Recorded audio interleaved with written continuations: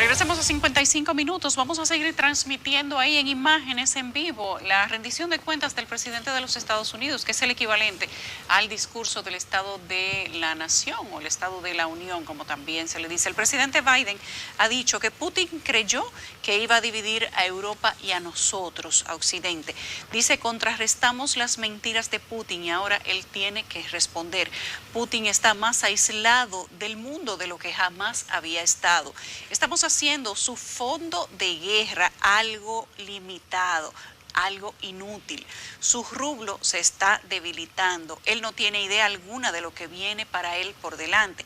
Nuestras fuerzas no se emprenderán en conflicto, sino que si Putin trata de moverse al territorio de nuestros aliados, entonces nosotros estaremos ahí para enfrentarlo a través de la OTAN. Dice que un tirano ruso invadiendo un país extranjero está causando dolor y les anuncio que Estados Unidos está trabajando con 30 países más, reservando además 30 millones de barriles de petróleo para limitar el impacto y además para poner más sanciones a Putin y a Rusia. Cuando se escriba la historia de este incidente, el mundo de Putin será más débil y los demás países serán más fuertes. Europa y Occidente están más unificados que nunca. Putin y sus tanques no extinguirán la libertad de los ucranianos ni del resto del mundo. Dijo algo interesante, pero la voy a compartir con el doctor Olivo Rodríguez Huertas, ex embajador dominicano en España, además ex consultor jurídico, un abogado de mucha larga data y sigue siendo consultor de cabecera de importantes figuras, líderes de República Dominicana. Olivo, buenas noches. Buenas noches, Yulisa, un gusto compartir contigo en esta noche tan especial. Del Estado de la Unión. Olivo, me parecía como hasta surreal escuchar al presidente Joe Biden hablar, oigan esto, habrá más comida, prometiendo más acceso a la comida a los ciudadanos norteamericanos, agua potable en todas las casas. Es como surreal, porque desde República Dominicana se piensa que Estados Unidos es un país modelo y que por ahí todo está resuelto, pero no es así. La realidad golpea y el presidente lo acaba de decir, está prometiendo agua potable en todas las casas, internet rápido para todos los hogares, incluidas las zonas rurales, reparación de puentes y carreteras, pero con productos estadounidenses, apostando. Sí, ahí hay dos aspectos, Yulisa, que hay que resaltar. De un lado, la promesa fundamental de campaña del presidente Biden como un mecanismo no solamente para contrarrestar los efectos que se derivaron de la pandemia, estuvo la propuesta de un gran plan para transformar todas las infraestructuras en Estados Unidos que habían quedado envejecidas por décadas. Se trató de un proyecto muy ambicioso que tuvo que sacar a camino. El presidente Biden ha agradecido precisamente a ambas fuerzas políticas, tanto a sus contrarios del Partido Republicano como a sus propios partidarios del Partido Demócrata, por hacer posible ese proceso de transformación. Uno ve las grandes potencias, las principales economías del mundo, pero eso no quita que padezcan sus ciudadanos también de muchas precariedades y de muchas limitaciones. El discurso del Estado de la Unión del presidente Biden confirma esa necesidad, pero también tira a un segundo aspecto que yo creo que es importante. Creíamos que el discurso un tanto antiglobalización, de punto final de la globalización, era un tema exclusivo de la manera y de la estrategia política utilizada por el expresidente Trump. Vemos cómo, al parecer, el presidente Biden también se engancha dentro de esa tendencia de la vuelta a los empleos. Todo lo que estamos haciendo, lo que estamos comprando son con productos estadounidenses, fabricados por estadounidenses. Invita también a no solamente a grandes corporaciones que están haciendo inversiones muy considerables en la transformación tecnológica norteamericana, también lleva y presenta líderes sindicales. Es decir, hay una mezcla allí que habla de que, si bien es cierto que la globalización como tal no va a desaparecer, hay sin duda alguna todo un replanteamiento de la manera, y eso para países como nosotros tiene su importancia. No debemos olvidar que una parte importante del sostenimiento, del ingreso de divisas en la República Dominicana tiene que ver con estas plantas de producción de productos y de servicios que se pueden instalar fuera de territorio de los Estados Unidos y que pueden ingresar libre de impuestos al mismo, ¿no? Pero que conlleva la sustracción en cierta forma de miles de trabajos. Ojalá que todo este discurso no se oriente hacia un replanteamiento de un área que resulta para nosotros fundamental y que, bueno, el presidente Abinader en su mensaje a la Nación el pasado 27 de febrero hacía mucho hincapié en una de esas áreas que él consideraba exitosa de su periodo de año y medio de gobierno, precisamente como el despegue de las empresas de zona franca como motor de arranque con motivo de la pandemia. Viste cómo presentaba, digamos que a modo de compromiso por un tema de inversión, de expansión y crecimiento, la presidenta de Ford Motor Company y el presidente de Intel, así es, de la empresa tecnológica así también. Es, como el tema de Michigan, de la fábrica de vehículos, el hincapié en la transformación de los combustibles, la eliminación de los combustibles fósiles, la transformación hacia otros mecanismos alternativos, incluso en el tema de la generación de electricidad con energías verdes. Se podría decir que está moderando el discurso el presidente Joe Biden, porque parte de todo esto que ha dicho Joe Biden hoy lo decía Trump en el pasado. Así es. Y la información quizás se sacaba un poco de contexto. Sin embargo, mira dónde estamos hoy, en el mismo punto que se criticaba antes. El proteccionismo de Estados Unidos, la vuelta a consumir lo propio, el apoyo a los empresarios para que traigan las manufacturas que tienen en el exterior, que la traigan al territorio norteamericano. ¿No? Y el fomento de las compras a quienes estén instalados dentro de las mismas. Ahí hay un tema importante. Sabemos que la caída de la popularidad del presidente Biden la tiene indudablemente extraordinariamente difícil, no solamente porque la pandemia se ha prolongado mucho más allá, sino porque toda la consecuencia que se ha generado por las cadenas de producción, el encarecimiento de los productos, la generación de inflación, una inflación sin precedentes que nos retrotrae hasta 40, 50 años atrás, aumento previsible de la tasa de interés, los precios del petróleo, aunque puso énfasis, ha querido transmitir no solamente a los Estados Unidos, sino a todo el mundo, que Estados Unidos con sus aliados está haciendo un gran aprovisionamiento de petróleo, a los fines de que no se vaya esto tampoco, esta crisis no se vaya a ser tan extensiva. Entonces, él está cuidando muchos puntos que pueden incidir en las expectativas de la gente en Estados Unidos. Y creo que el discurso de la Unión está orientado hacia eso, hacia generar confianza, hacia generar seguridad de que él se está ocupando del tema interno, que le importa a la gente, que le importan los empleos, que está preocupado por contribuir al mejoramiento de la calidad de vida deteriorado en décadas en los Estados Unidos de la gente, y en sentido general, ¿no? Que a través del empleo tengan capacidad de consumo y recuperar el estándar de vida de un país como Estados Unidos. Dijo algo que me llamó mucho la atención, porque hay una ley que se está planteando en República Dominicana que parece que ya Biden la está aplicando en Estados Unidos. A los jerarcas rusos. A los jerarcas rusos. Dijo, el Departamento de Justicia está en proceso de incautaciones de bienes ilícitos a los oligarcas rusos, yates, apartamentos de lujo, bienes, cuentas, etcétera. Todo eso será incautado por Estados Unidos y los aliados. Eso sería como el equivalente a la ley de extinción de dominio. Es un mecanismo los norteamericanos lo denominan, o el sistema sajón en sentido general, como el decomiso sin condena, el decomiso civil. Sí, procedimientos expeditos que permiten incautar, que es medida provisional, o decomisar a título definitivo bienes de determinadas personas, ¿no? Con el tema que fue la primera parte del discurso del presidente Biden, obviamente lo que ocupa la atención mundial, no es tan sencillo lo que el mundo vive hoy.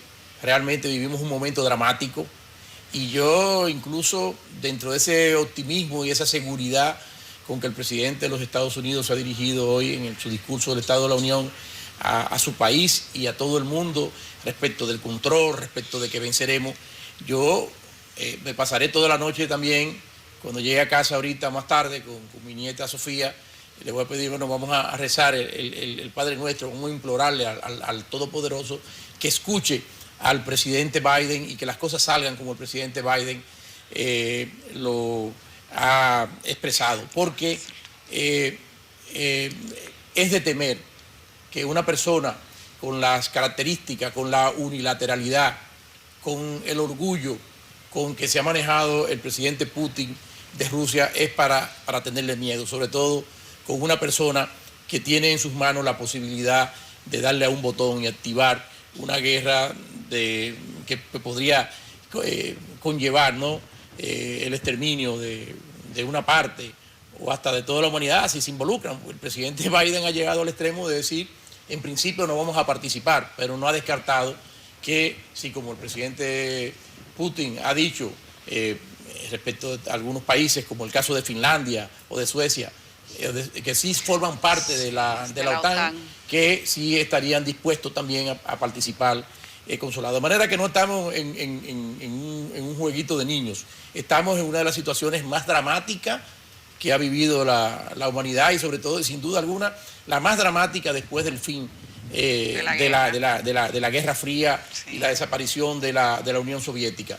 Y la estrategia en torno a los jerarcas, al decomiso sin condena de los jerarcas, creo que es un mecanismo que utiliza Estados Unidos y sus aliados a los fines de que ejerzan presión sobre Putin. De manera que hay todo un juego en esto, pero el asunto es que el juego salga bien, porque si el juego no sale como se piensa, no sabemos cuál va a ser el grado de extensión y el grado de peligrosidad para la Europa que está al lado y para la humanidad en sentido general de esta conflagración que apenas comienza, está en curso los convoyes rumbo a la capital de Ucrania. Y un aparente intento de magnicidio también. Exactamente, el día de hoy, bueno, se habla de que hay fuerzas paramilitares que utiliza el Kremlin que han sido contratados para ubicar al presidente de Ucrania y asesinarlo. Realmente esto parece una película. Estamos de verdad frente a la denuncia de un intento de asesinato Yulisa, que de un yo creo presidente. que el cine tiene mucho que ver muchas veces con las situaciones que pasan en la vida real. A veces veíamos esas películas viendo aviones, chocando edificios y tuvimos el 11 de septiembre poniendo bombas en subway, etcétera. Y hay muchas cosas que pasan en el cine y después las vemos. Es un poco como esta serie de narcotráfico y de mafias, ¿no? Que ahora vemos con mucha frecuencia donde muchas veces se constituyen en escuelas del crimen. Así es, vamos a hacer una pausa y al regreso nosotros vamos a hablar de lo que ha empezado a decir el presidente Joe Biden. Parecería que le van a aplicar la ley de extinción de dominio a Putin y a los oligarcas rusos, pero con sus bienes en Estados Unidos y los países aliados. Yo le voy a hacer esa pregunta al doctor Oliver Rodríguez Huertas, pero respecto del proyecto de extinción de dominio que se pretende aprobar en República Dominicana.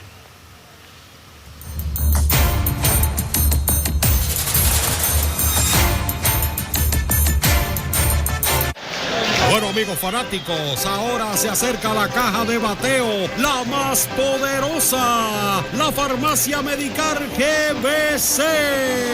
Viene el lanzamiento, batazo largo con pruebas anti-COVID-19 a solo 372 pesos, menos el 20% de descuento. Y la bola se va y se fue. Farmacia Medicar GBC, la farmacia de todos los dominicanos.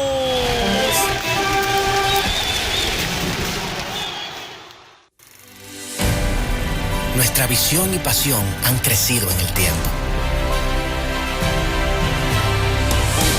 transformándose en un ron apreciado por su calidad y legado. Hoy Brugal es reconocida como una marca país, representando con orgullo lo mejor de la dominicanidad. Nuestra calidez auténtica y la capacidad de sacar lo mejor en cada momento. Desde el comienzo mucho ha cambiado, pero la atención al detalle y la búsqueda incesante de la calidad absoluta siguen intactas. 5 generaciones han seleccionado las mejores barricas, confiando en el toque que solo nuestra tierra puede brindar. Cada botella de Brugal es embajadora de lo mejor de nosotros, aquí y en todo el mundo. Salud. Brugal, la perfección del ron desde 1888. Quienes necesitan hasta el más mínimo detalle. Quienes celebran y sufren por su equipo. Quienes saben que la diversión es calidad de vida. Quienes nunca pierden la esperanza. Quienes piensan globalmente. Quienes viven en porcentajes. Y quienes no confían en cualquiera. Para nosotros, tanto ellos como tú merecen la verdad. El Caribe, porque mereces verdaderas respuestas.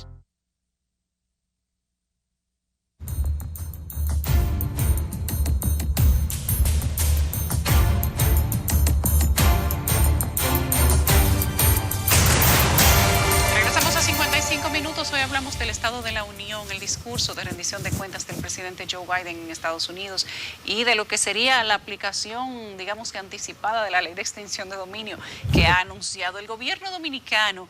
Ha anunciado a través de su vocero Homero Figueroa en redes sociales que brindará ayuda humanitaria a los turistas ucranianos varados en el país. Dice que el Ministerio de Turismo prepara una solución para alojarlos. Además, el presidente Luis Abinader recibirá mañana miércoles a las 3:30 de la tarde a la cónsul honoraria de Ucrania en República Dominicana, la señora Ilona Oleksandrivna, quien en una rueda de prensa el día de hoy pidió al presidente Abinader que la reciba y que encuentren de manera conjunta soluciones para los ciudadanos ucranianos, que son más de 3,000 que se encuentran en el país. Y detenidos aquí que no se pueden ir, se habla de aproximadamente 1,200. Olivo, lo que ha dicho el presidente Joe Biden nos ha hecho a nosotros conectar con la ley de extinción de dominio. Aunque tal vez no tenemos todo el tiempo que podríamos dedicarle al análisis de esta ley, quiero que me digas cuál es tu apreciación en cuanto a este proyecto de ley. Bueno, hay una apreciación histórica. Es algo que se consagró o se previó en la Constitución del año 2010. Desde el año 2013 está rodando en el Congreso proyecto de ley. En muchas ocasiones se ha aprobado en el Senado de la República, en la Cámara de Diputados ni siquiera ha sido objeto de discusión, más allá de comisiones.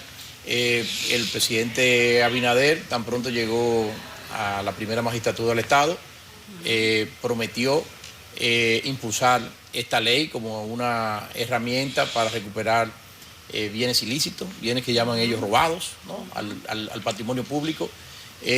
Lo reiteró ahora en su discurso ante de rendición de cuentas ante la Asamblea Nacional, por cuarta vez en su año y 6 meses. El presidente ha anunciado que, o ha hecho su petición de que se apruebe el proyecto de extinción de dominio. Pero al parecer sus legisladores en el seno del Congreso no le han prestado toda la ayuda. Eso por un lado. Por otro lado, yo tengo una gran preocupación, Yulisa, en el sentido de que también se le ha querido vender al país y esto podría generar frustraciones futuras de que con el dictado de una ley de extinción de dominio se acabaron los problemas de corrupción. Automáticamente se operarán unas expropiaciones y se recuperarán cientos o miles de millones de pesos robados. Decir eso, en realidad, plantear eso de esa manera es una irresponsabilidad.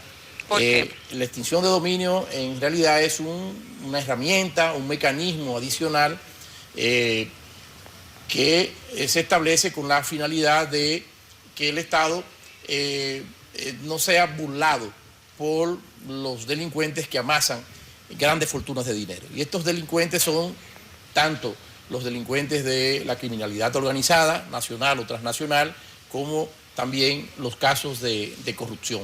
Es en ese contexto en el que a nivel internacional se ha planteado la importancia de contar, en adición al proceso penal, con una herramienta adicional, porque en muchas ocasiones, Yulisa, no es posible que un proceso penal no pueda ser activado porque la persona se fuga.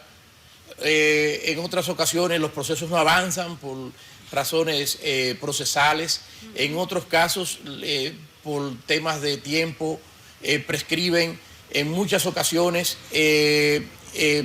vienen problemas también de tiempo máximo de duración de los procesos. Es decir, hay múltiples causas que impiden, obstaculizan que haya un proceso penal. Entonces, es ahí el contexto en el que es importante contar con una ley de extinción de dominio, porque también sería un premio que una persona que deba ser condenada por tráfico de droga, que deba ser condenada por tráfico de órganos, tráfico de armas, tráfico de órganos humanos, por corrupción, ¿entiende? Estando allí, simple y llanamente se le quiten sus bienes y no sean objeto de una sanción de carácter penal. De manera que la opción número uno ante el delito y ante el patrimonio que generan los delitos debe ser el proceso penal. Y, insisto, la extinción de dominio es una herramienta adicional para que, en caso de que ello no sea posible, por esa vía se pueda utilizar este mecanismo, que es una acción sui generis, que aunque no es una acción penal, sin embargo, igual de una gran relación, porque quien activa los procesos de extinción de dominio son los fiscales, quienes conocen de los juicios de extinción de dominio son los tribunales penales. El lenguaje que se usa desde el punto de vista procesal también es muy parecido a la terminología que se utiliza en los procesos. En una aprobación, en una hipotética aprobación de la ley de extinción de dominio, va a ser mejor y más rentable ser fiscal que ser político y ser abogado de ejercicio privado y todo eso, porque la cantidad de procesos van a ser tantos y van a tener tantos manejos que ciertamente vamos a tener muchas preguntas que hacernos. Bueno, y eso para entender, ese es el punto. El problema es importante el contenido. Sí, pero el problema mayor que en torno a que ha obstaculizado la pieza, hay que ir al grano. ¿Por qué se ha obstaculizado? Se ha obstaculizado porque esta figura, quienes diseñan las leyes y demás, insisten en ponerle a la ley que la ley tendrá efectos retroactivos, es decir, que se aplicará a situaciones pasadas.